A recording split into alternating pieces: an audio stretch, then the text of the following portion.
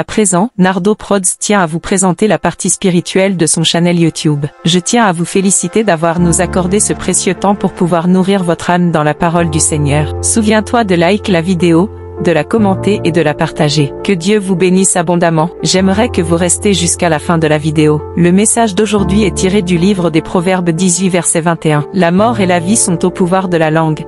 Vous aurez à vous rassasier des fruits que votre langue aura produits. Dans son épître, Jacques écrit combien il est difficile de dompter la langue qui, par son action bonne ou mauvaise, peut amener la malédiction ou la bénédiction sur soi ou sur les autres. Comme le dit la parole de Dieu, ce petit membre peut être source de mort ou de vie, tiré du livre de Jacques chapitre 3. Si nous ne la maîtrisons pas, elle peut détruire à petit feu, infliger une blessure mortelle dans un cœur ou mettre à terre quelqu'un de faible et de fragilisé, qui avait besoin d'amour plutôt que de jugement, de critique ou d'accusation.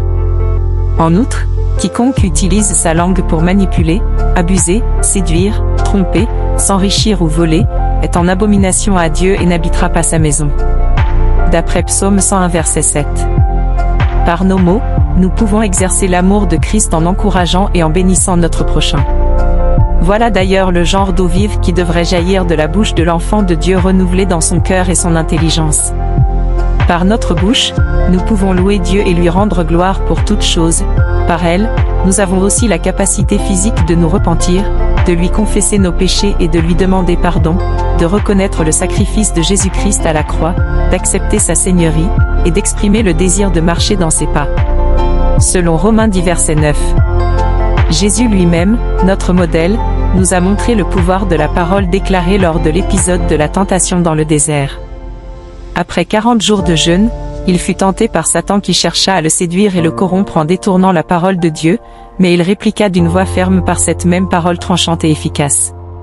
Face à l'assurance et aux réponses de Jésus, Satan, dévoilé dans sa tromperie, cessa son jeu de dupe et s'en alla. Par cet exemple, le Seigneur nous montre comment utiliser les versets tirés de la Bible pour désarmer Satan et le faire taire. La parole de Dieu est une arme redoutable. Or, ce que le Maître a fait dans le désert, il nous est également donné de le faire. De la sorte, lorsque nous sommes tentés, en proie au doute, à la peur ou à des difficultés, faisons reculer l'adversaire en proclamant les vérités bibliques à haute voix et avec confiance.